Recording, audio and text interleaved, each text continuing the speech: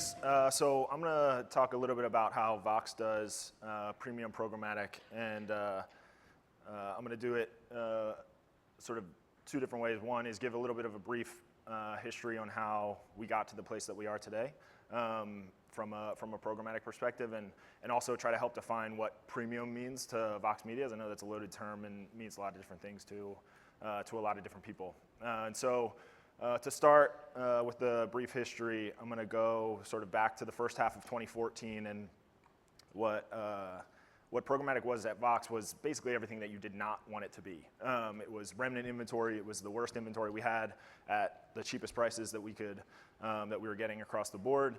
We had pages and pages of advertiser and category block lists, and the reporting was very much an afterthought. Not only did we not report on it weekly or daily, it was at the end of a month from a finance perspective that just happened to be a very small bonus at the end of every month. It was not core to the business. It was not core to the strategy. There was nothing premium about it. And so moving into the second half of last year, there were sort of multiple forces at play. The first being the maturity of the programmatic market. Obviously, as most people here know, there was a big opportunity for us, and we really had to figure out and decide if it was something that some value we wanted to try to capture, or if it was not core to the business and core to the strategy. The second was the shift in the Vox Media business, where from the direct side, more and more campaigns were focused on the branded content and on custom high impact media. So that placed a lot more pressure on the programmatic team to be able to monetize the standard display inventory. There was more inventory available than there were previously, and so between those two forces, and those two trends, we decided to use the second half of last year to figure out, okay, where does this really fit into to how we think about monetizing our inventory and to the overall business model. And so there was no team there was no organization, it was one person, it was me, sort of trying to figure this out, and to really just dive in, we reevaluated all the partners we were working with, from SSPs to different networks, and had a process around sort of this one that you see here: implement, test, evaluate performance, and within a couple weeks to a month time, either optimize and expand, or eliminate working with certain partners. And there were some winners and there were some losers in that, but it was really a way for us to introduce ourselves to the market and the different players that were there, and really get some performance. And so we at the same time, we tested experimented with some PMPs in late Q3 and into Q4, and ultimately implemented our first header bidder at the very end of Q4 last year. And so with a lot of that stuff, we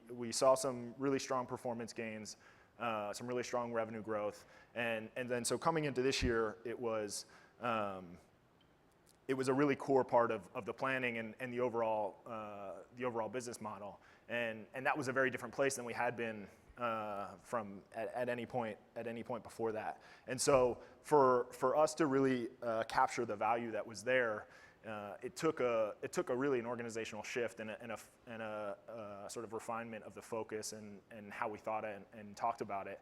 And so from a philosophical standpoint, many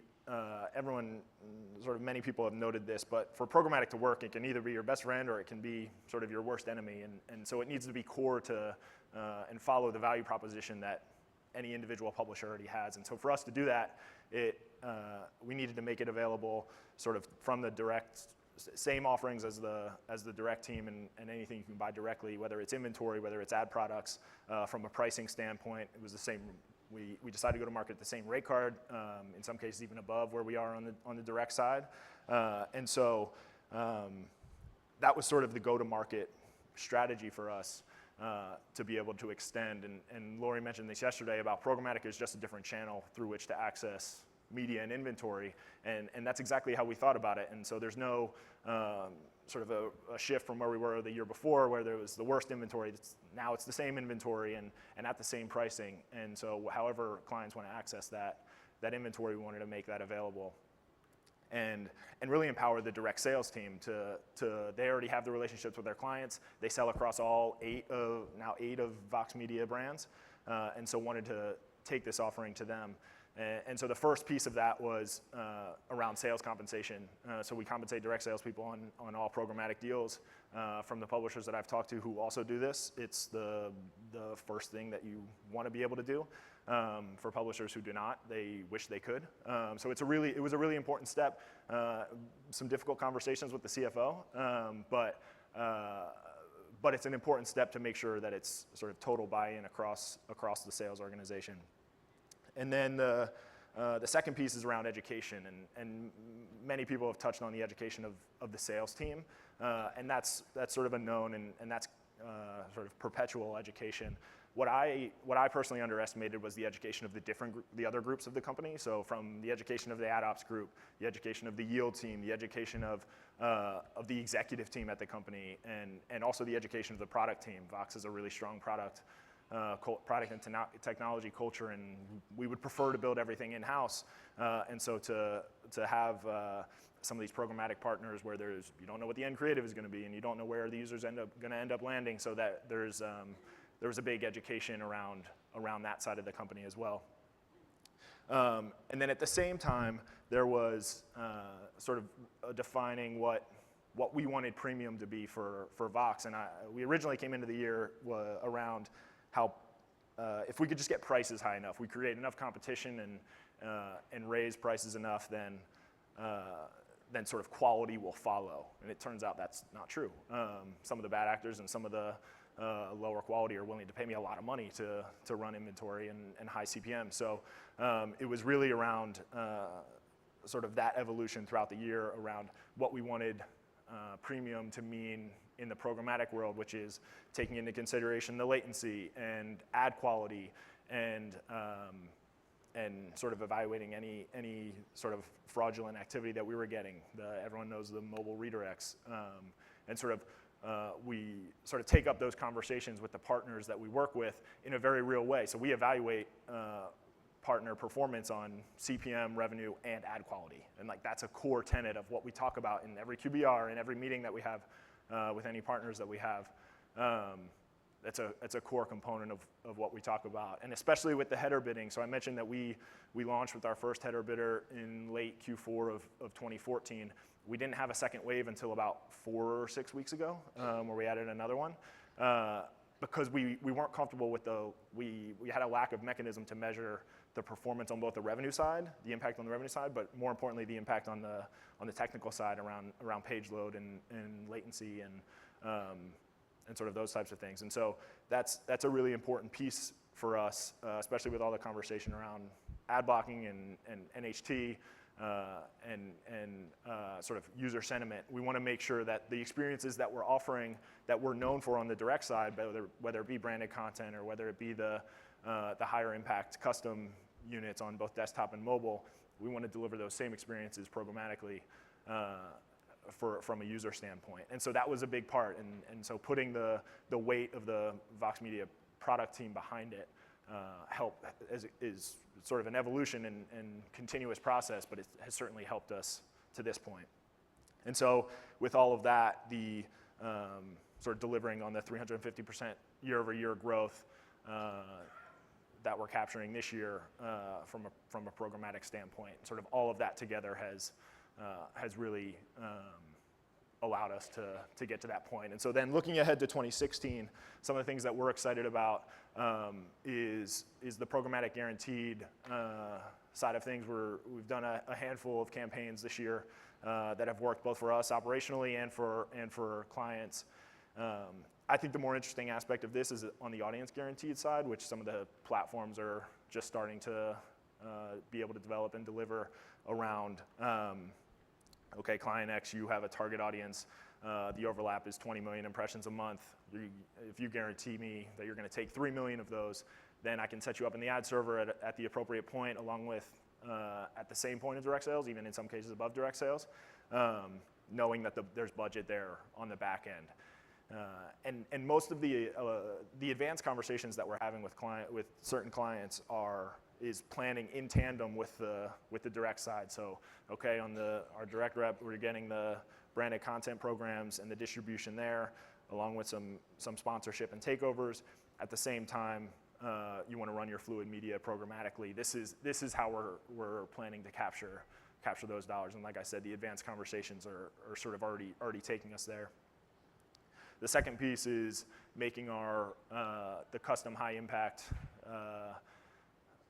display ad units that Vox has been known for available programmatically. Now, we're not going to make them available in the open, not even in PMPs, but with the guaranteed spend, that's where we're going to try to leverage some of that. There's no reason that you can't unlock the benefits of programmatic for just higher impact units.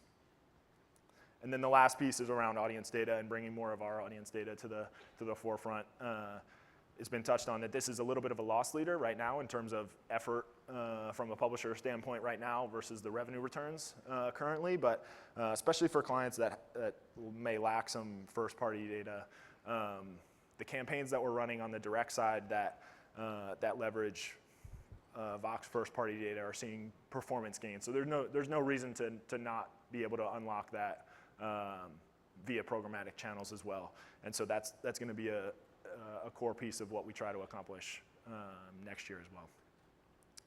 And so then just to sort of round this out, the things that we, over the past 18 months or so, that we focused on is organizational alignment, making sure that the value proposition that we've always been known for and are offering to our clients on the direct side sort of maintains via programmatic channels, via just performance and overall performance from the direct and programmatic side. And at the same time, that premium is more than CPM. It's more than pricing for us. It's about user experience, and it's about the overall page performance. And that's a key tenet for us. Yet heading into next year, as header bidding continues to make strides, and we believe there's a ton of value there.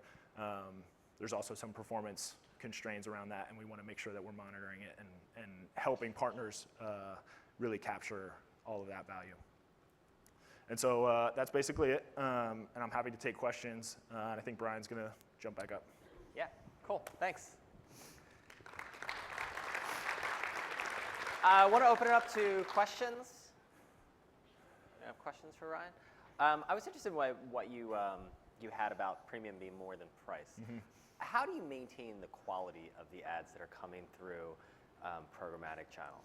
Yeah, so it's really tough, and it's like I said, it's a continuous conversation with the partners, the tech platforms around what we may have different standards than what some other publishers have, and so we want to make sure that they're able to accommodate that, and it's in the same conversation that we have around CPM performance and overall revenue performance, and so it's having a seat at that table, sort of how we think about it. The policing of it is a little bit more difficult. So it's a little bit of like whack-a-mole. Yeah, exactly. It's still very much like that, but at the very least, the partners know that that if something comes through, that we're gonna get after them.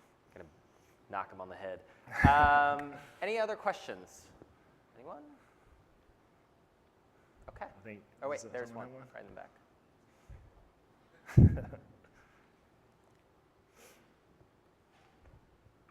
Thanks. Going back to what you were saying about latency with the header bidding, how were you able to fix that? Was that something that had to happen on the partner side to make sure that it was acceptable, or was that your own configuration? Yeah, so there was actually nothing necessarily to fix. We wanted to hold off on adding more partners until we could measure if there was an impact. And so we added a second one, and there has not been a significant impact on there. And actually, without getting too technical, there is some advantages to header bidding if someone returns a bid and a creative at the same time versus making an ad call and then waiting 2 seconds to return a creative. So being able to measure that holistically was really what we were focused on. Okay, anyone else? Awesome, Great, thank you so much, Ryan. Okay, we're gonna have a coffee break right now, and we'll be back here.